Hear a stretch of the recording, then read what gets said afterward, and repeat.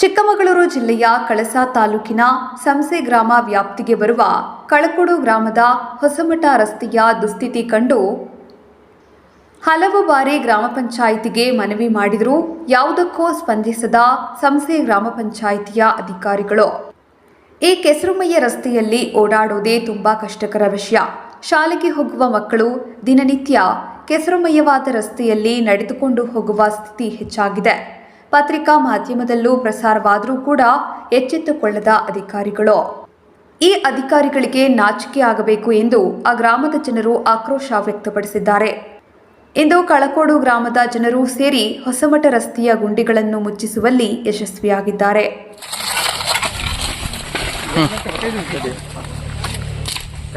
ಕಳಕೋಡಿನ ಗ್ರಾಮಸ್ಥರೆಲ್ಲ ಸೇರಿ ಈ road receive ಮಾಡ್ತಿದ್ದಾರೆ.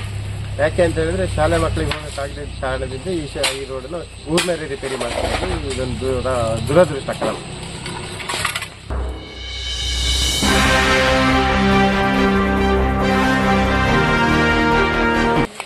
ಪಂಚಾಯತಿಗೆ ಅರ್ಜಿ ಮಾಡೀವಿ. ಪಂಚಾಯತಿ ಗ್ರಾಮಸ್ಥರು ರೋಡು ಏನಂತ ನೋಡಿಲ್ಲ ಅವರು.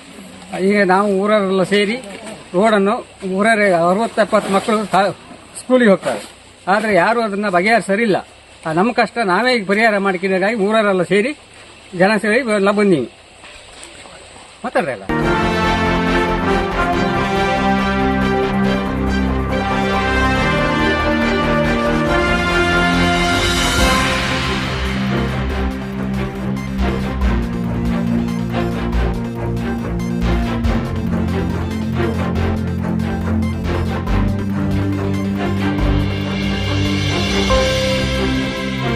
ವಿಡಿಯೋ ನೋಡಿದ್ದಕ್ಕೆ ಧನ್ಯವಾದಗಳು.